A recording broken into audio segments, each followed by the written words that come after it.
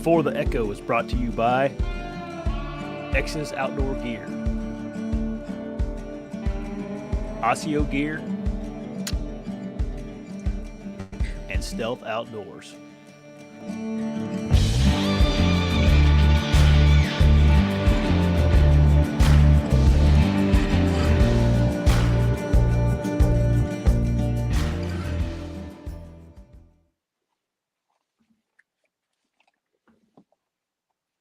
Hey, everybody.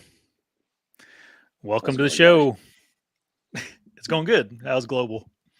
Good. Did you go hunting tonight? You didn't, did you?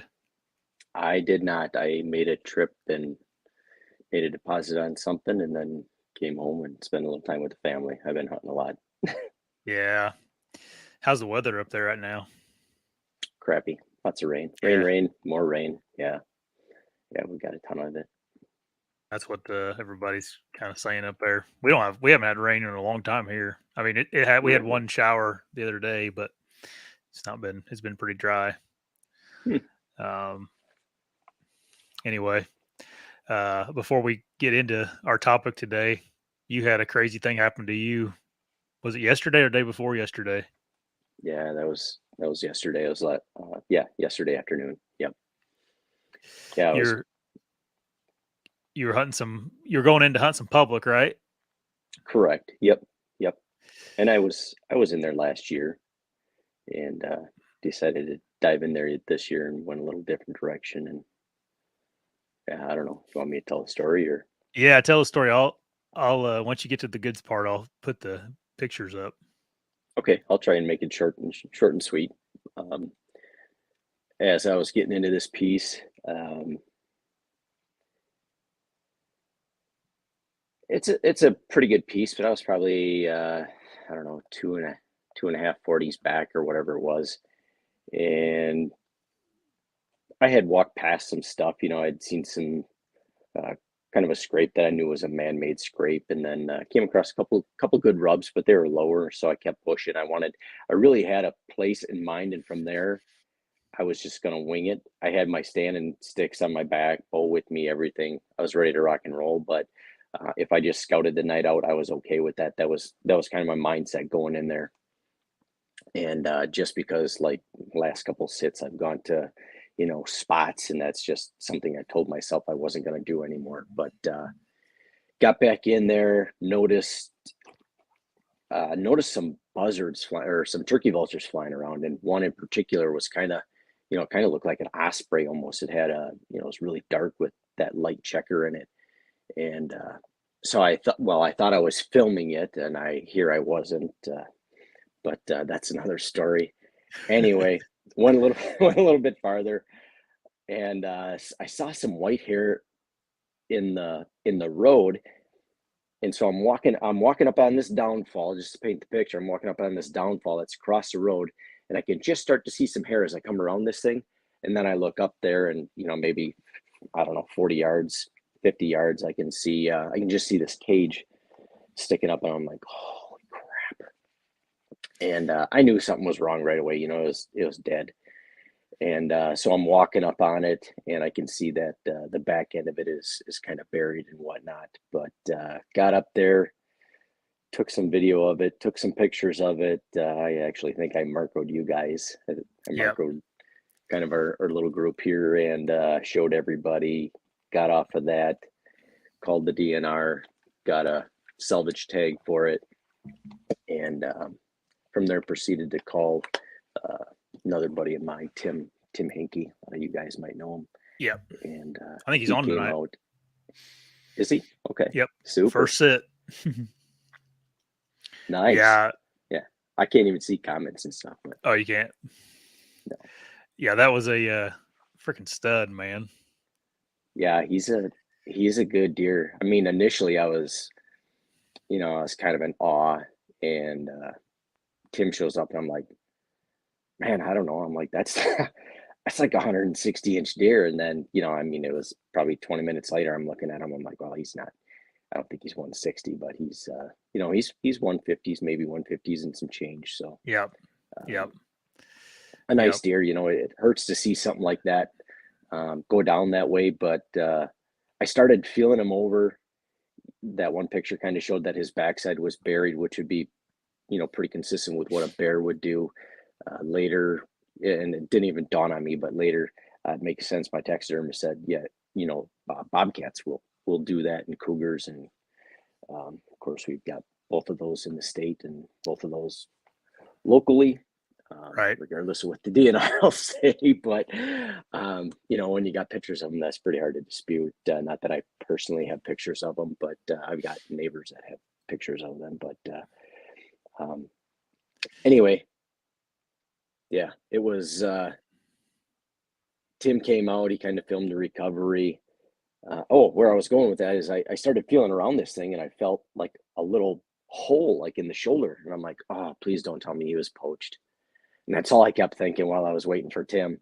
And while I was waiting for Tim, I actually had a quick conversation with my brother, and he's like, "Man, you should just kind of tuck into something." I'm like, "Yeah, probably should." I mean, we've all had crazy things happen, so I Yeah. thought that was a pretty good idea. My brother kind of felt stupid that I didn't think of it, but it was like, you're just trying to take that all in, and it's like, wow, I Yeah. can't believe And I'm all of a sudden looking at this. there's a bear breathing down your neck. Yeah, well, wouldn't be the first time I was close to a bear this year, but um, yeah. So I grabbed my stuff, I set it off to the side, I tuck up against this tree, and I've got pretty good shooting all around me. And probably 10 minutes before Tim got there, uh, I had a deer sneak up behind me. Actually, I was kind of sitting down or kneeling on my knees, and my knees aren't so good, so I went and I stood up and I started getting feeling back in my legs. And I don't know if I was sending Tim a text, or maybe I forget what it was, but anyway, I moved a little bit, and all of a sudden, right behind me, I could hear this big loud stomp, and it stomped once, and then it just took off. It never blew, nothing. And by the time I turned around and got it found, I caught it in an opening, probably, I don't know, maybe 100 yards out, and I'm like, oh dang, that was a pretty good deer. I'm like, that's ironic that that just happened, because you sit there and you think, you know, I guess the moral of the story is, expect the unexpected, so Yeah, be for prepared sure. for that. And of course, the one time I would just play on my phone a little bit, there it was. But Yeah. I don't know. And then as Tim was actually walking up the aisle, um, I had another one right in front of me. Not 2 minutes after that one, I had another one in front of me at probably 40 yards, close the distance to probably 35 or 30, 35 yards. It was doe.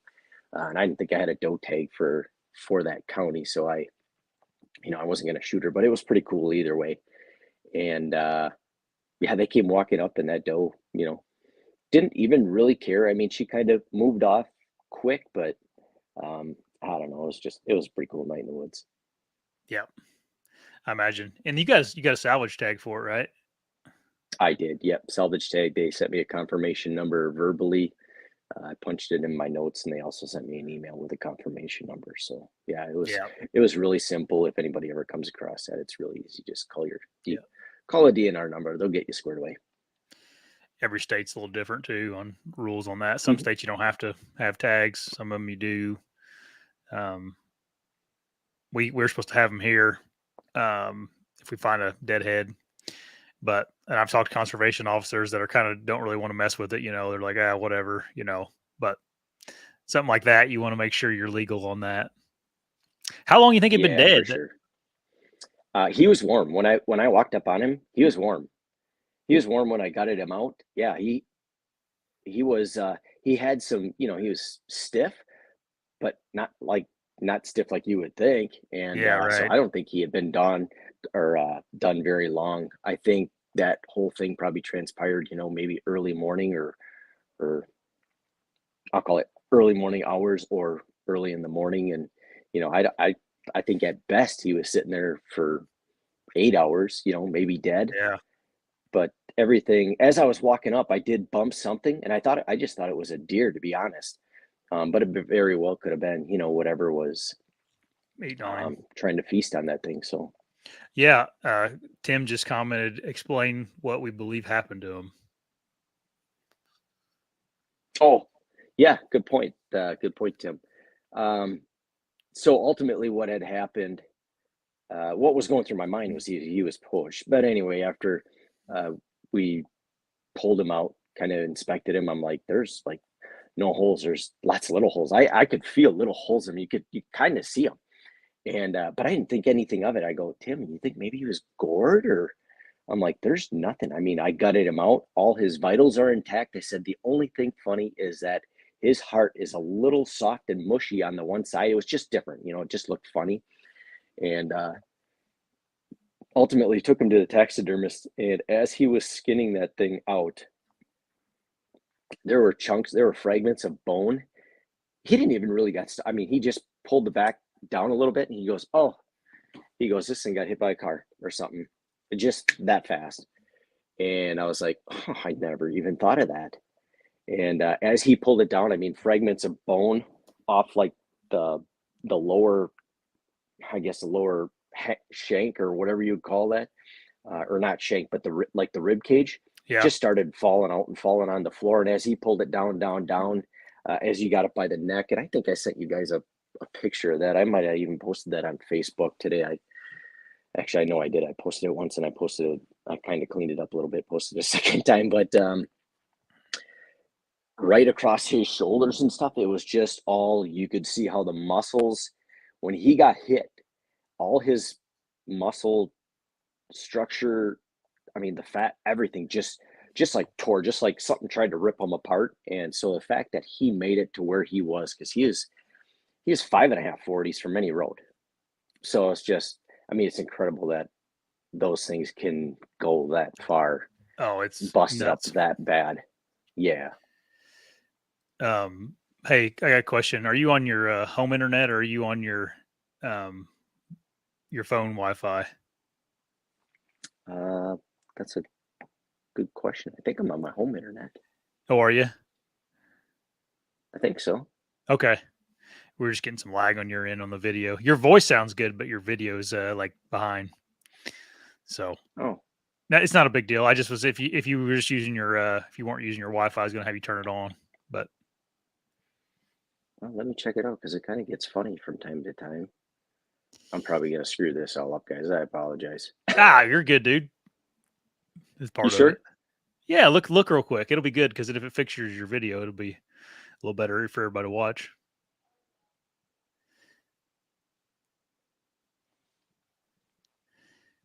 Yeah, I'm on my house Wi-Fi. Okay, that's all right. We'll just there you go. I know where you don't get very good service where you're at, do you? I actually do not know. Verizon gets terrible service here, and you got to kind of play games around my house, like out in the living room. I'll drop stuff. I'll drop calls. I don't get reception. I Yeah, go down in the basement, nothing. So, um, I'm actually in the spare bedroom right now. yeah. No, So, it's not horrible. It's no big deal. Um, okay. let's get into the topic for tonight. I think I wanted to. I was thinking. I'm always thinking about new topics to talk about here, and I got to thinking about this time of year. And like I'm going to Ohio next week, and I was like, I'm going to sit all day. I think, and then I'm like, God, I hate sitting all day. And I got to thinking about you. I'm like, I was like, how does that guy sit all day, all the time? And then I'm like, that'd be a good topic because that's something I think people would be interested in. It's not something many people talk about, like how to sit all day. But there Right. definitely is. There has to be an art to it because some people are good at it, and some people aren't.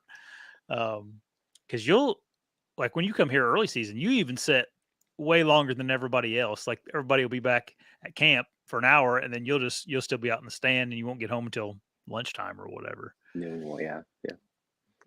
Um, I go, go ahead. it's it's kind of just something that's kind of how I grew up hunting. Not so much when I was a kid, but as I got into my 20s and 30s, I just started realizing the properties I was hunting, it would be like a switch would go on like 8:30, 9 o'clock, 10:30, and if you weren't in the stand, you were missing it, man. And it was some incredible action. Now on the flip side, yeah, it can be dead. But you just never knew when that was going to happen, especially when I moved up the Wausau area, which would, that would be my 20s. But um, it just seemed like the properties, I just had to sit later to see deer. That was the bottom line.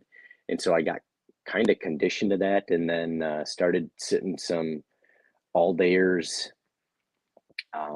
I would sit, all day. Obviously, rifle season's a little different story. Uh, I would sit all dayers when I was younger, but that's a little different. And then sat all dayers, in my 20s out in the elements. I had a tripod that I uh, took back in on a buddy's. He was gracious enough to let me hunt his property.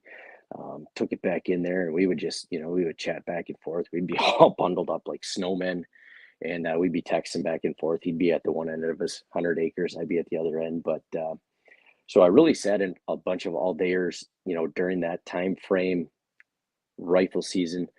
We would also sit all dayers bow season, just because those deer would move down in that marsh nonstop Hmm. this time of year. And I've just, I guess my body just kind of got conditioned to it. But I don't think it ever gets used, conditioned to it, used to it. Same thing, but I personally don't get used to it. Like in my mind, I don't ever get used to it. It's tough. So I would say, Yeah. one of the first things is prepare yourself mentally, because you can drive yourself crazy in a hurry. I think some of it comes down to even just like your maybe your personality, or there's guys that are like, no, if there's no action, I'm going to go find some action. And I say kudos to those people. And I'm the same way sometimes, but I, through historical data, the past few years, it makes it easier, I'll say, to sit all dayers, knowing that um, that could be your opportunity. I mean, when you're historically, if you're getting pictures at, 12:30, 1 o'clock, 2 o'clock, late morning, whatever that might be. And if you're not there, you're out of the game. You're shooting yourself in the foot if you get up in the tree and you're like, geez, it's 9:30. I'm hungry. Guys are gonna be back at camp. Go shoot the breeze for a bit, maybe take a nap, and you can do that. I have done that, but there's times where I'll kind of buck up a little bit, and yeah, I'll just be like, well, I'm gonna sit in all day. Or I think I don't know if it was last year or when it was, but I came down by you. I actually set quite a few all dayers. I mean, it was it was tough, but that takes a toll on the body too, the mind and the body actually.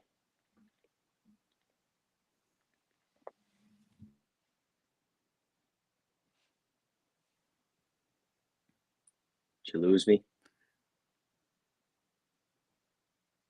Yeah, but I think you're back now. Are you good?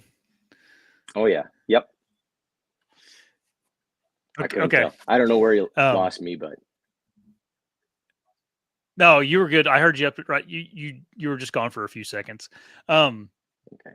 yeah, and I know there is like some of that. It's like personality. Some people just are wired to sit a long time.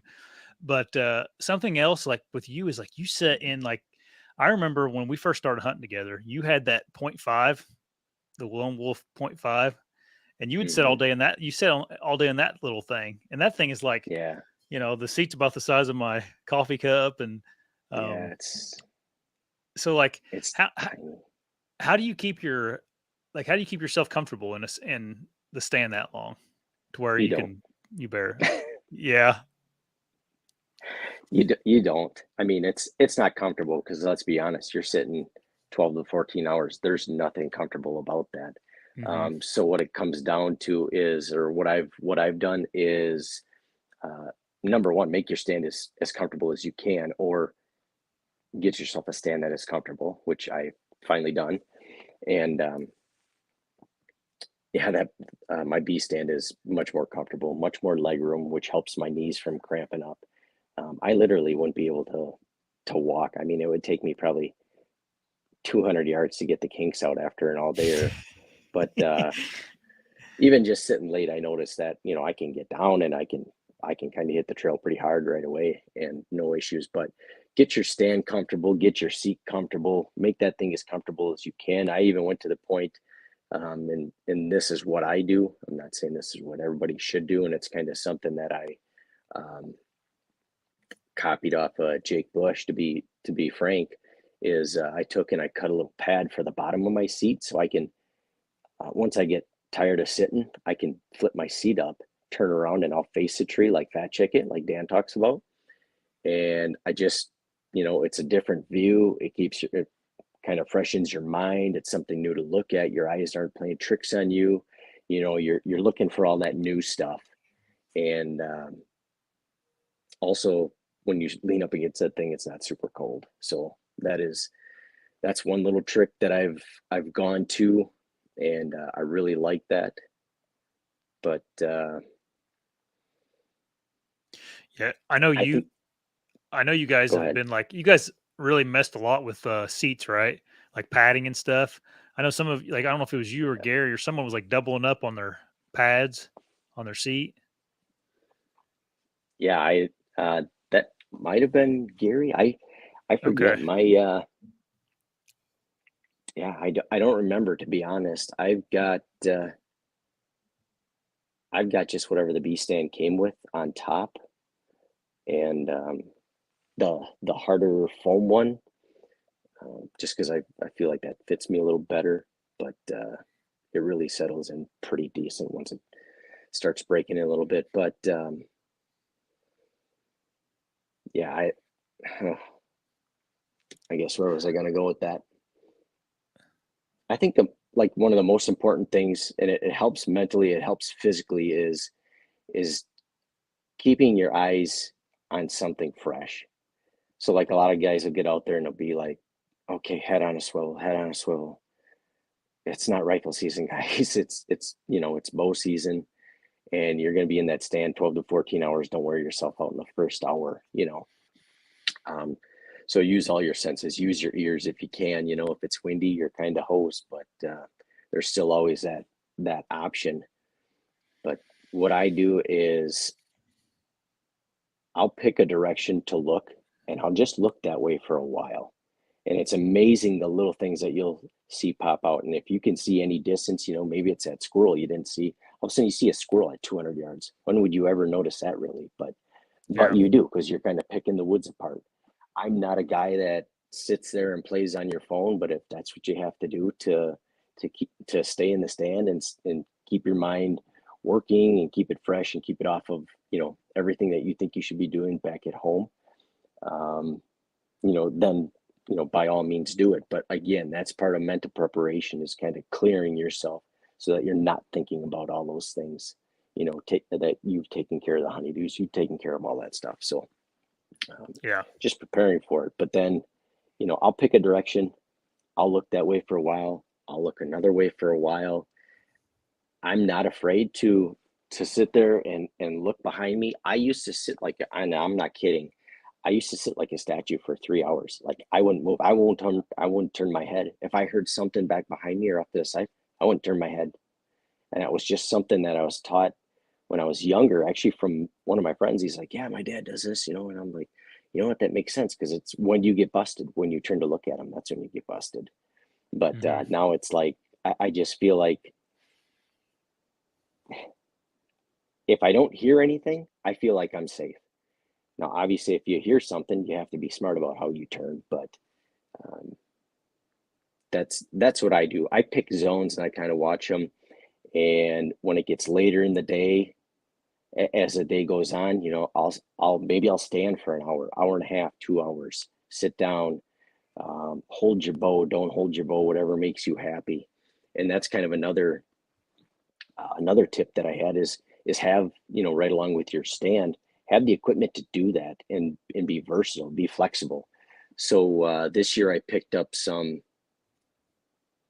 um, I should say bow attach accessories from uh, Brian, Good Sit Mobile, Yep. and I can strap those things to the tree with some it comes with paracord. You strap it to the tree. I hang my bow on there, so now when I stand up and I face that tree, my bow is right there. It's ready.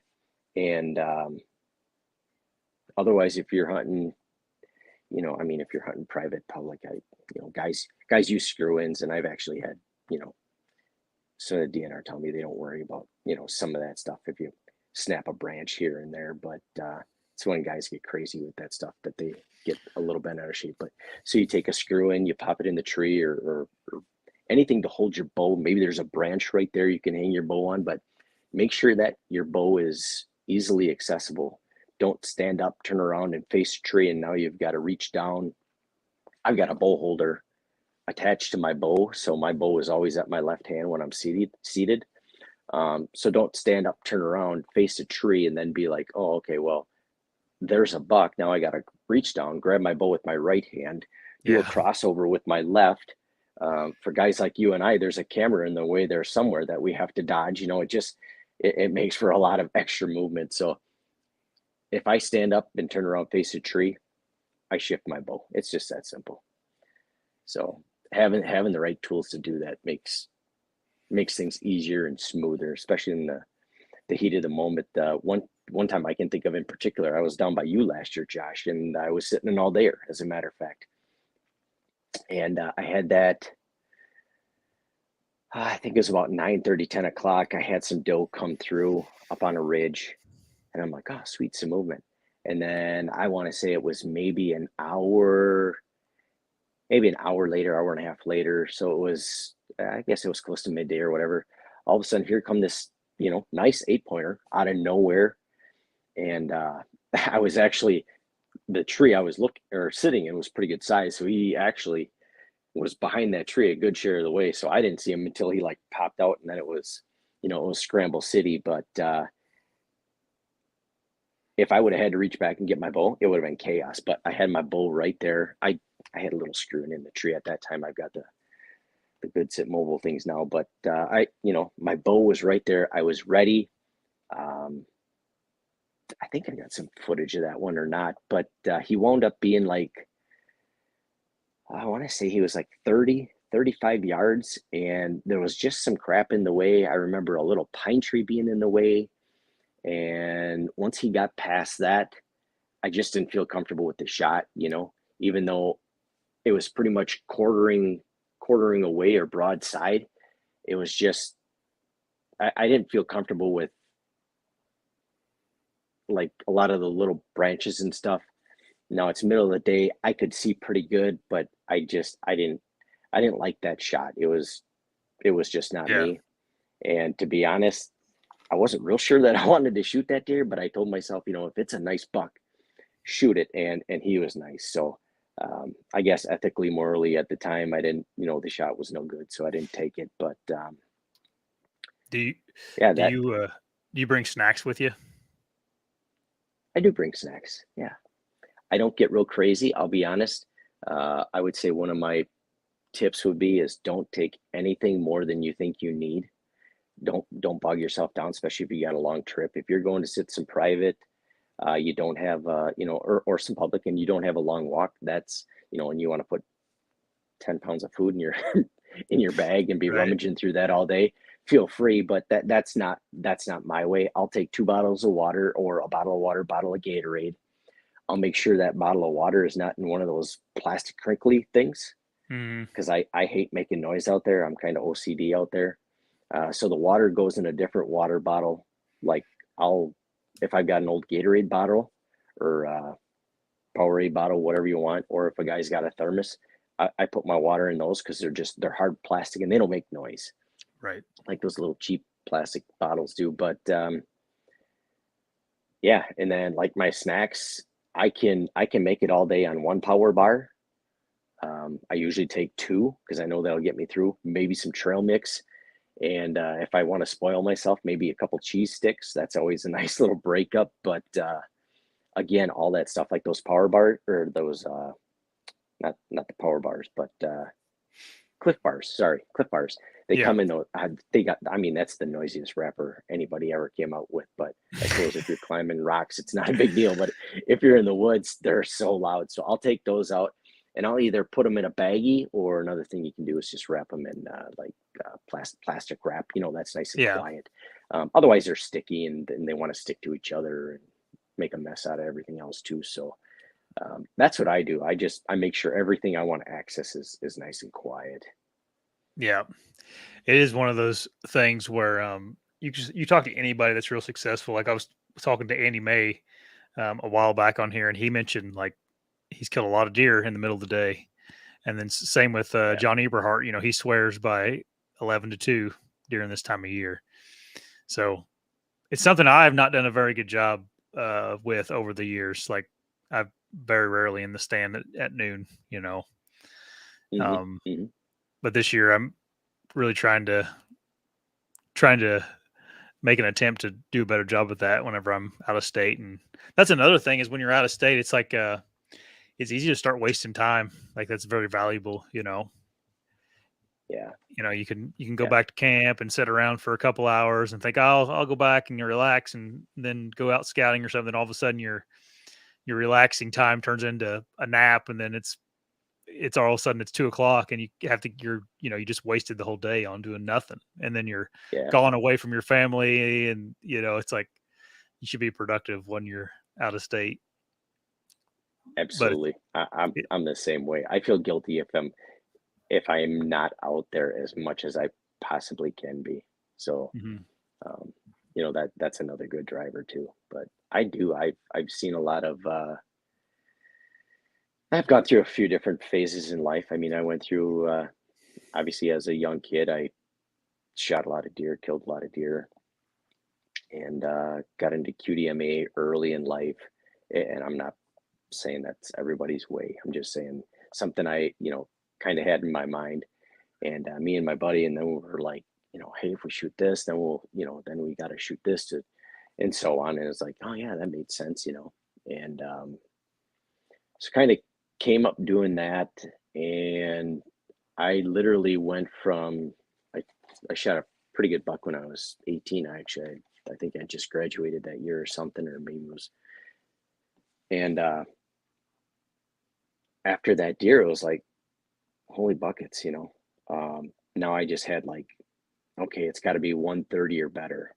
And then, so I primarily hunted um, private property. I almost never hunted public. Like I would hunt public for a little bit of during rifle season, and that would be about it. Otherwise, it was just, I wasn't comfortable with the public thing, so I hunted a lot of private. And I don't know. I guess I set the bar at 130, and I just was not hunting pieces of private that produced.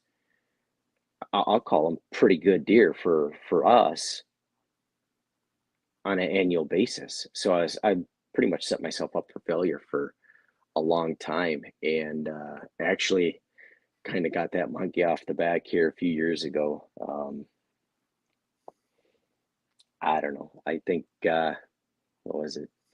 I think Gary was up here for a little bit or something. Wound up going home, and anyway, he kind of um, peeled kind of peeled the wrapper off me or something, or a little spark in me. And so after 27 years, really not shooting, I was anything better than like a 130 or better buck. It was just like, man, you really need to have fun with this again. This is why we do it for fun. We do it for camaraderie. I Yeah. mean, I love the camp camaraderie down by you or around here or anything.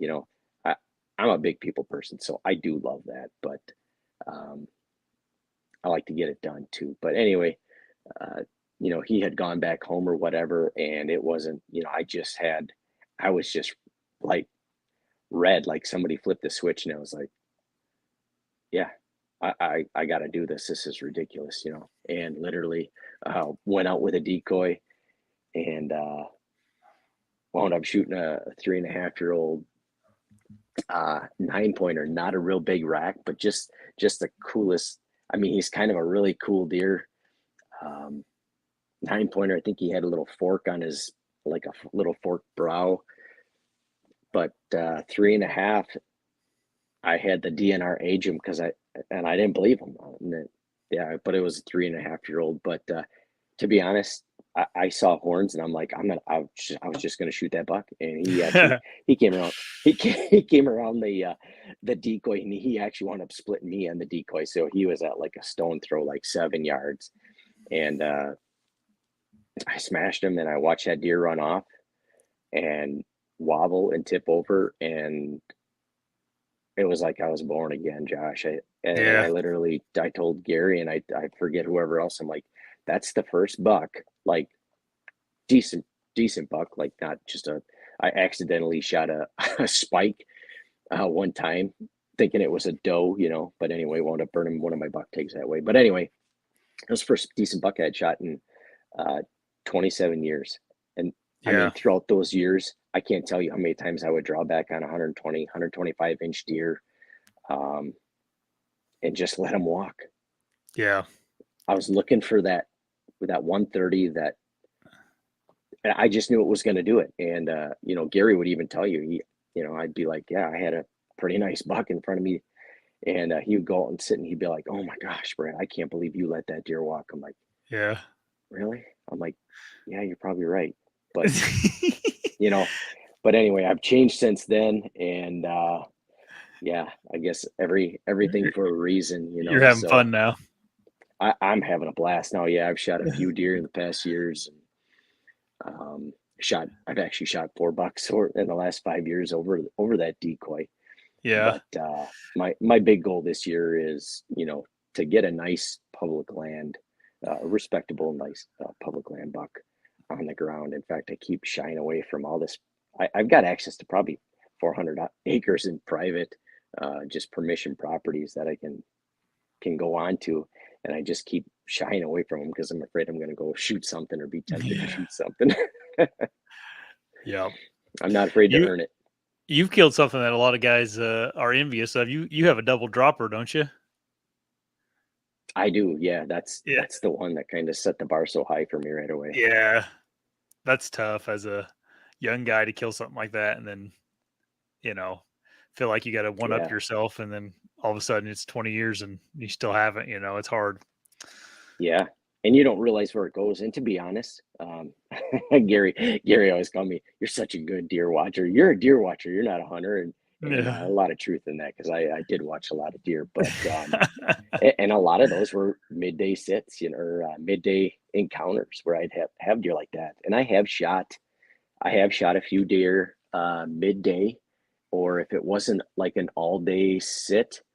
Um, and I guess this is one other thing I would throw out is don't be afraid to move, because I did that one day. I was sitting, and I just knew that the action was going to be better. I had just stick with your gut, you know, listen to your gut. I just felt like the action was going to be better back somewhere else, and so I packed up all my stuff, ran to the truck, actually grabbed my decoy, and I went back to this food plot. And I want to say it was 2:45. It was 2:45 in the afternoon on November. Uh, it must have been like mid-November because it was like 3 days before rifle season. Yeah. And so I guess, I mean, that time of year, you should probably be in the tree anyway. But, I was in there early. I literally went back to the truck midday, 11, 12 o'clock, whatever it was, grabbed that decoy. I probably grabbed a snack and then headed back in on the north side of that property. And yeah, I wound up having, nice tall 10-pointer come in. But it happens fast, and it's don't feel like you got to stay grounded to one stand or one spot. If you're, if or if your gut's telling you, hey, I should probably be here, go jump, get down, go move. What's going to take you an hour to move? And if it whatever, hour and a half to move, 2 hours, I don't know how far you'd be moving, but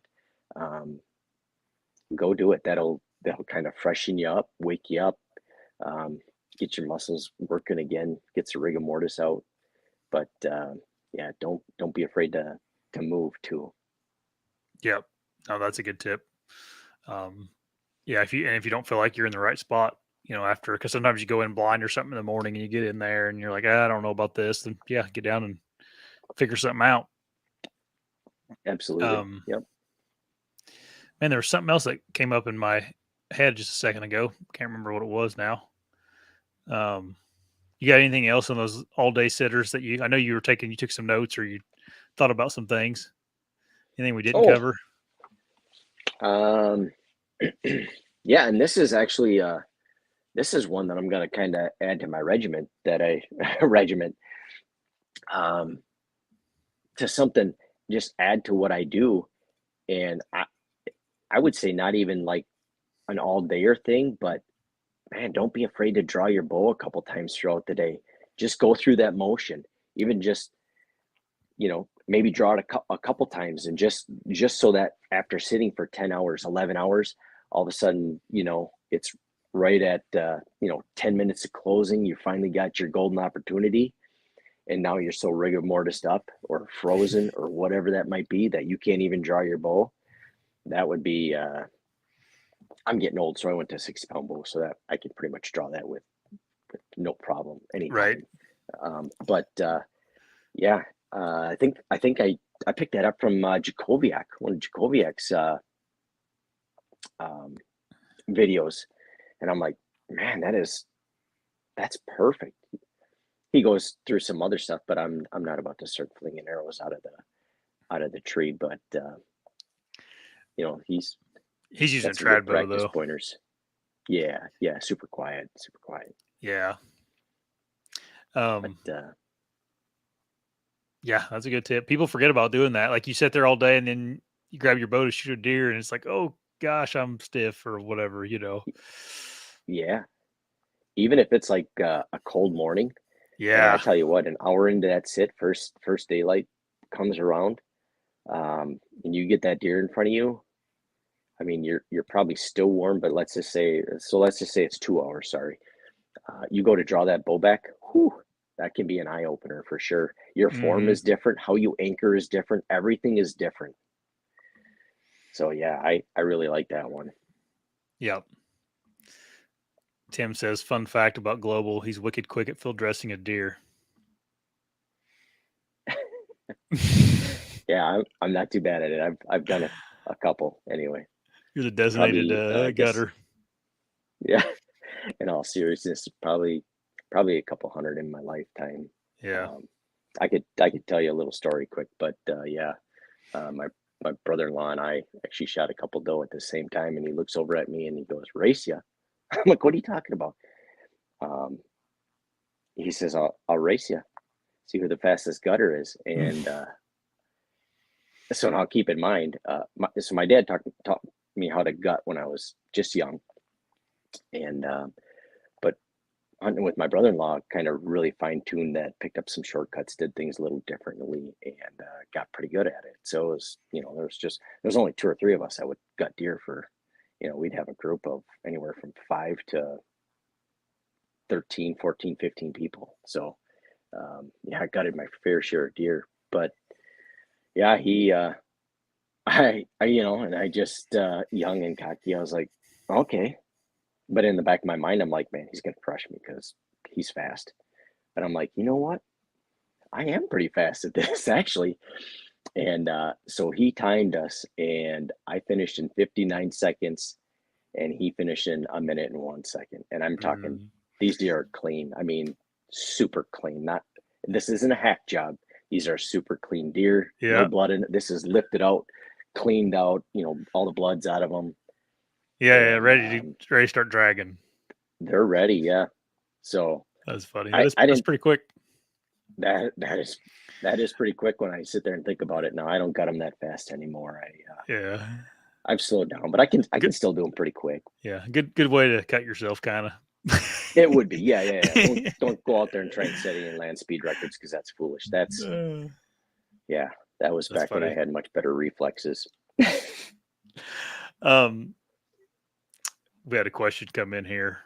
We'll get to it real quick. INJ Bernard, he says, when you're going in for these all day sits or hunts, is it like a rut funnel, or are you targeting a specific deer hoping he's on the move? Do you set all day mostly during the rut, Global, or will you set early season all day? I will sit early season all day, but not very often. I Yeah. mean, and make no mistake, it's not like I do a lot of these things every year. I would say I'll do a handful to, excluding rifle season, I'll do a handful to maybe 8. I don't even want to say I do 10 a year. That seems like a lot, but Yeah, but I'll I do a still handful to 8. a handful of all day sits is still, that's a lot. That's a lot. I mean, Yeah. for me it is, but yeah. But as far as like rut, um, yeah, I'm more prone to stay put when it gets closer to, the end of October here, pre-rut, and these bucks are really starting to, I guess, lay their dominance down, checking those scrapes. I try not to be fooled by, getting in there too soon. If I know I'm gonna hit like maybe 3 or 4 spots locally, I don't try to get in there like too soon in the season. I'm talking like a Hmm. couple days too soon because I'm just blowing it up, and then yeah, you might as well get used to your nocturnal pictures because that's how they're gonna stay. But um, that's why I like my historical data. I can look at my pictures and be like, oh, okay, this gets hot the 27th, 28th, or whatever that would be. It's the 31st. Or I actually have never had very much luck on Halloween, and I know tons of people do. I've got buddies Yeah, that shoot bucks on Halloween, and I've never had a real good Halloween. But this year it's going to be I good. I think it is. Yeah, I'm actually really looking forward to. I'm actually really looking forward to Saturday. Yeah, I've got a couple spots in mind. I'm going to wind up flipping a quarter, I think is what it is. But cold front moving in. It's getting to be that right time of year. Um, I'm pumped. Getting closer to a full moon. I mean, there's just so many things that I just Yeah, like that are lining up. So I haven't really hunted since whenever I shot that buck, the 8th of October. So I'm kind of getting. It's almost feeling like a new opening day for me again when I go back out. oh yeah, for sure. I'm As gonna far as go. like Go ahead. Sorry. oh, go ahead. Um, Back to the gentleman's question. And my eyes suck. I can't see any of that. That's I can't okay. hard, especially as it gets later in the day. I can't see much, but and I do have contacts in. But um, yeah, I would say, especially like this time of year, I will funnel or focus on funnels, pinch points, places that I know bucks are going to run. I'll get between two doe bedding areas, or where there's trails going into those, where I can set up just off of those, thinking like, a buck's going to be sent checking those trails, I'll think about the wind, and then I'll kind of get between two doe bedding areas and just set up the best I can. Um,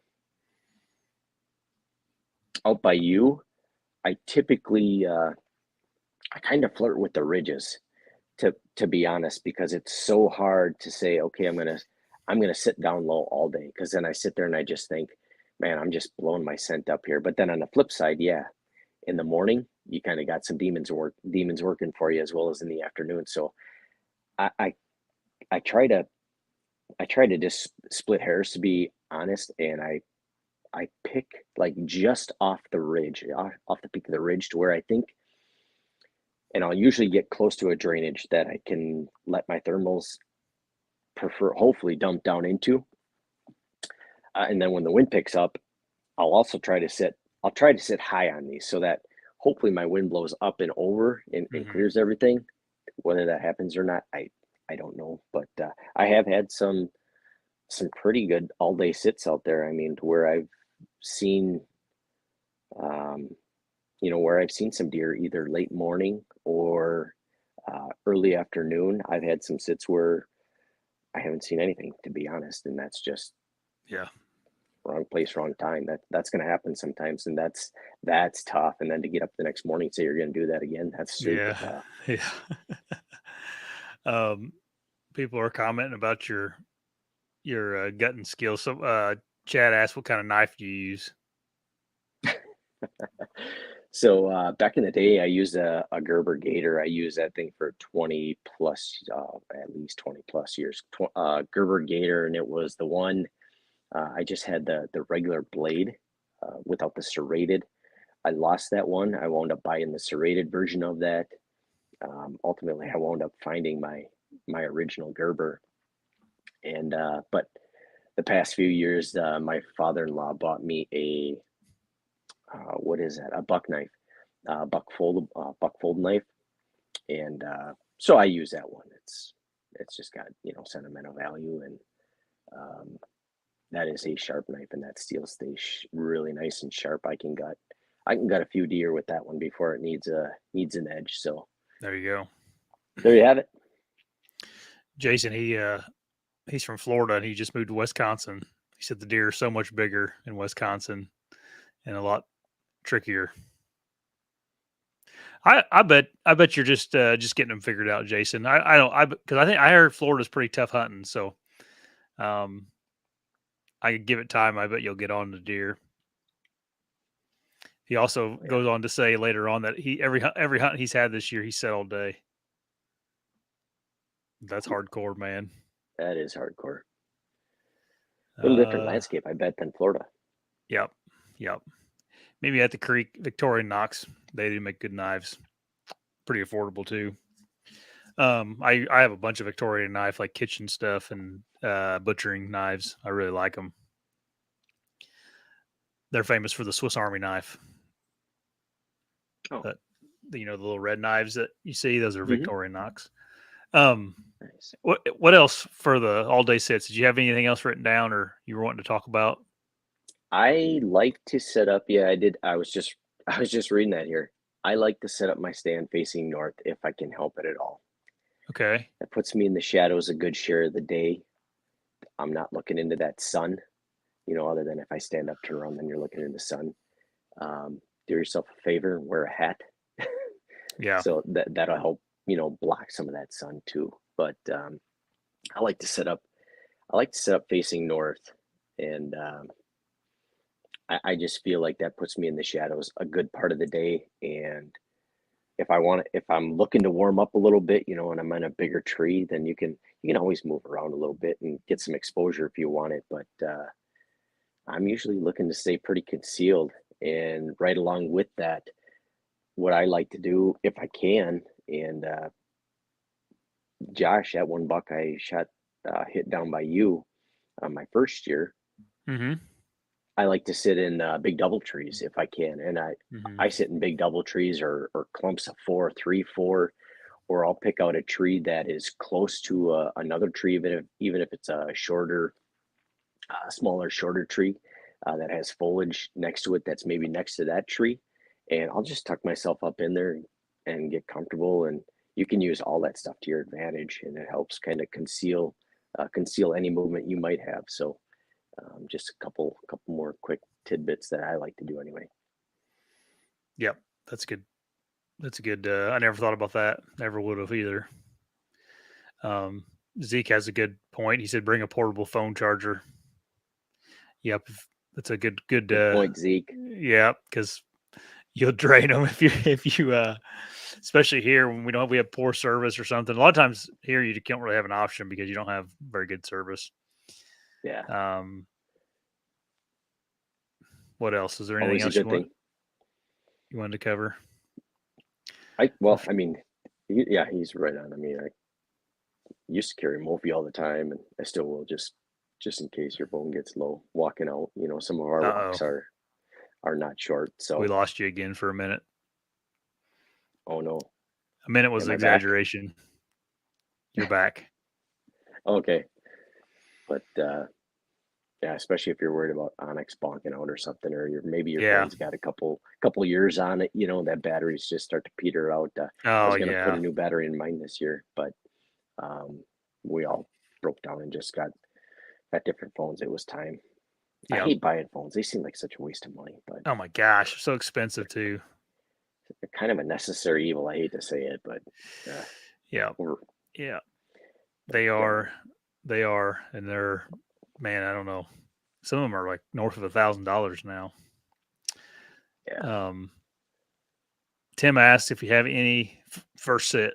Tim, if you have any tips for staying warm. That's a yeah. Wisconsin question. I don't have to worry about that too much down here. Um, do yourself a favor. I always, always, always pack an extra pair of socks.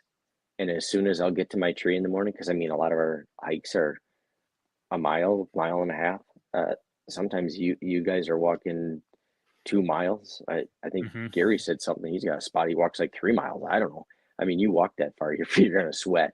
And I Yeah. do this rifle season, bow season, but I'll carry an extra pair of socks, polypropylene, and then there's all kinds of good socks out there. I don't have it. About the only sock I haven't tried yet is those hollow socks, and that's just because they're kind of expensive. But Yeah. um, an extra pair of polypropylenes, and then like a smart wool or merino is what I wear. But um, pop those off, put some fresh socks on, and that's gonna do you some favors from just keeping your feet comfortable and warm. From there, if you want to, if it's gonna be cold, you can do toe warmers, but put your toe warmers on top of your toes. Don't put them underneath where you're just going to Yep. super saturate them with any moisture. That's one thing I picked up on. And I can't believe I didn't think of that sooner, but I just picked up on that in the last year or two, and I'm like, that's genius. Why didn't I think of that? But it works fantastic. But Yep.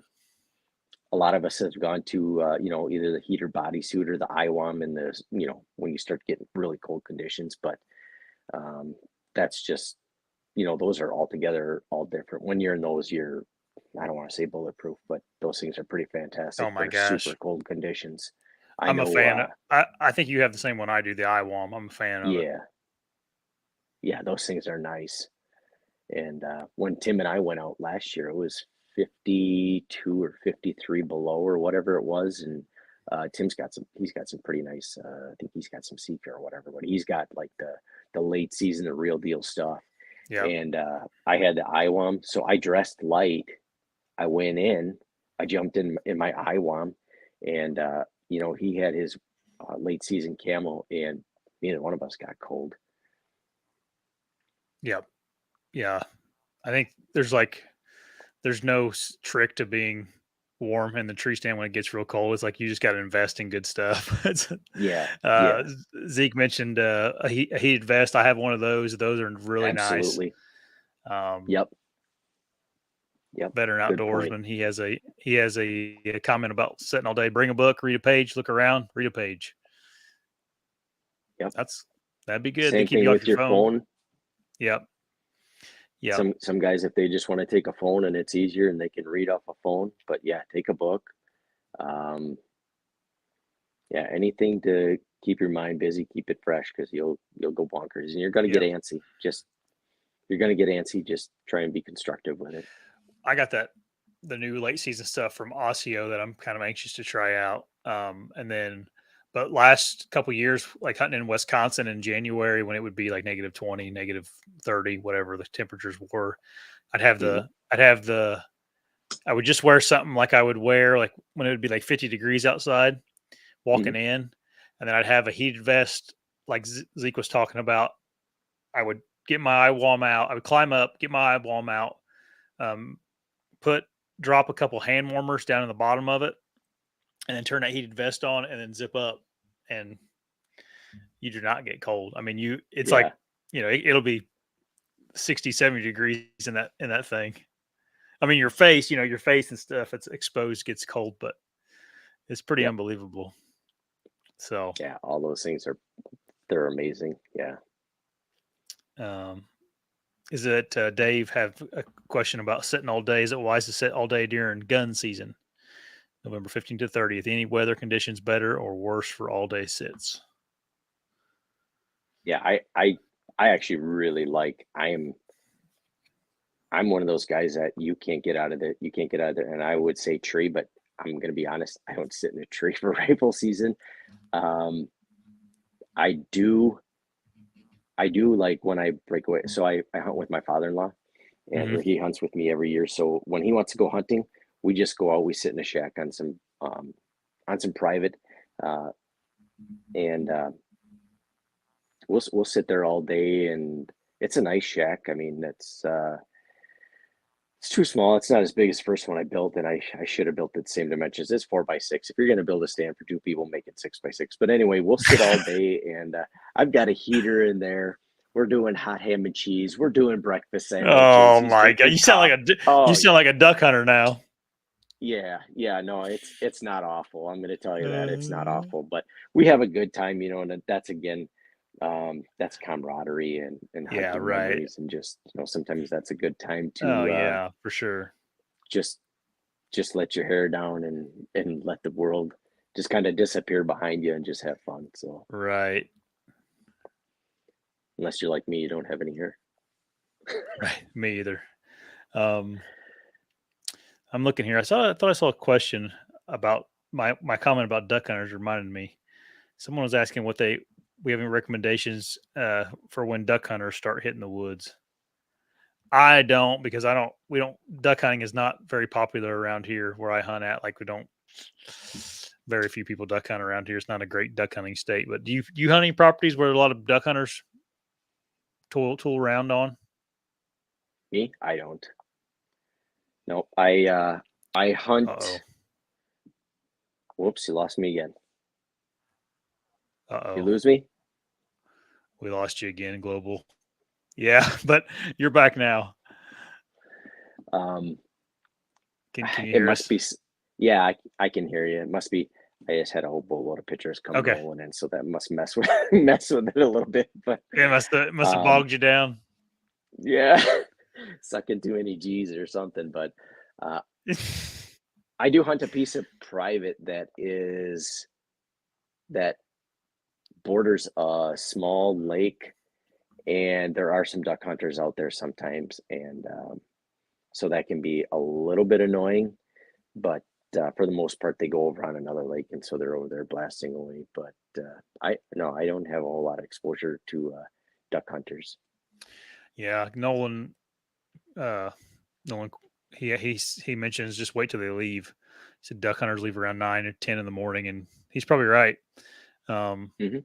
I think I think deer probably figure those guys out and kind of work their way around them. I don't know if it, you know, I'm sure it is frustrating that someone messes around in the woods there, but I don't think I think deer will work their way around them and still be using that area.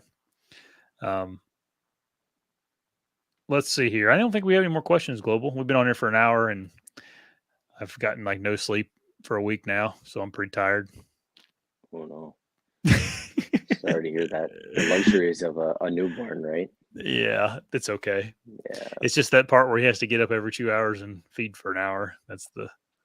That's the part that is rough. And I'm the type of person, like, if I sleep for 2 hours straight and I get woken up, it's hard for me to go back to sleep. Oh yeah. Oh, I'm the opposite way. I am so hard to wake up. Like 2 hours is not a good number for me. But science and everything else tells you, it's what is it? No more than a half hour or Yeah, 2 hours. That's kind of the window. I guess I remember hearing that like years yeah. ago. But I love a good, if I can get like a 15 to 20 minute nap. Oh man, that like oh yeah, it refreshes my day. yeah, for sure. Uh, Jocko, what does he say? Like, if you prop your feet up above your head, take a 15-minute nap, and then drink a cup of coffee, it's like a productive Ooh, hack. reborn. Yep, yep. So there you I go. could see I that. probably need to hope I get to sleep tonight because I'm going to drive to Ohio in the morning and go scouting for the Oh day. wow, that's It's going to exciting. be 80 degrees here and raining, so I'm going to take advantage of that and go and try to find a place to sit uh, next week when I go out there for an all day sit. Nice, nice. That doesn't sound easy. I did have a couple other things real quick here, Josh, Go and for I'll it. be fast about it. So obviously, don't be afraid to move if the wind shifts. It's not doing what you Yeah, need. Um, you have to be confident in where you're going. That's a big one. If you're not confident in where you're going, you might be just wasting your time. So be confident in where you're going. And then one of the last things I had here, and this is more of a safety tip than anything, and maybe not a bad idea to do every time you go hunting, but tell somebody where you're going. If you're going on an all dayer, um, like if I go up with Josh, I'll use the hey, this is where I'm going. yeah, Now they have an idea because I don't have any reception where I'm going. I'll say probably 8 out of 10 times that I go out, zero reception. And that could be whether I'm here in Wisconsin or in Indiana. A lot of the places we wind up, there's no reception. So yeah, tell somebody where you're going, and at least they'll have an idea. That way, if you don't come back, they can come looking for you. yeah, My wife's got, my wife can see my location, so she's got that. If I were ever to fall out of a tree and not come home when I should be, she could at least get emergency services my way. But and then, if you want to check in if you can, check in once or twice during the day just so somebody knows you're all right. So, yeah, yeah, yeah. I worry about you guys a lot. well, when you first started to come down here, I was always like, God, I hope they're all right in there because it's different to country than you guys were used to. Oh yeah, Uh, yeah, for sure. it's easy Yep. to get turned around, but Hmm. And Onyx uh, will turn you around. yeah, oh, for sure. Yeah, yeah, especially in them But hills. yeah, No, those are good tips, man. Thanks for getting on here and talking about this. I thought it was a interesting topic that I never heard anybody really discuss at length. So yeah, no problem. it was fun. Not a lot of rocket science behind it, but just little things that I've improved over, learned Yeah. over the years. So Well, yeah, you're one of the best I've seen at it. So when you coming I down here appreciate again? that. Probably the fourth or fifth, November 4th or 5th. Sounds good. Like What's that next? I don't know. Not next week, but the weekend after. Yeah, yeah, yeah. Not this coming weekend, but the following weekend. Yeah, Okay, that's what cool. I put in for anyway. A couple people have asked if you have a channel. Global is not like he's not a hunting industry I guy. do not. I don't know if he has anything he wants to pitch or anything. You go follow him on Instagram. Yeah, you can follow me on Instagram. I think it's hammer1-4 sure. Is it really? Super easy. Yeah, but I'll look it up for you. No, it's just Brad Crook. Brad W. is Crook. it? Yeah. What are you talking Oh about? Lord. Oh, Hammer maybe that Hammer was Snapchat or some dang thing. I don't remember. Josh will tell you I'm not the techie guy, that's for sure. I'm always No. like, Josh, well, how do I do this? That's why I was Or getting a kick about them yeah, asking what your yeah, uh no, it's a yeah. good thing to ask because I do sometimes forget to let people give their um pitch their whatever they got going on in life. But anyway, yeah, Yep, you can get on Global's Instagram and see that big giant buck that he found the other day and all the pictures of it. yep. So Yeah, that's on there. Now, if we can put one in the back of the truck due to an arrow injury, that'd be fantastic. yeah, right. But Yeah, you'll see it's Global exciting. again. We You got a bunch. go ahead. Sorry, I keep interrupting you.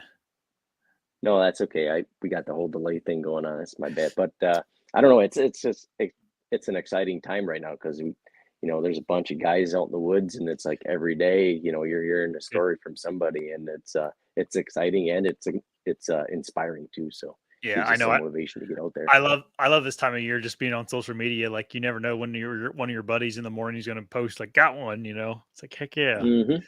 So Yep. all right, thanks, man. Thanks everybody for hopping on tonight. Thanks. Appreciate it. Yep, we'll talk to you later. Bye. Bye bye.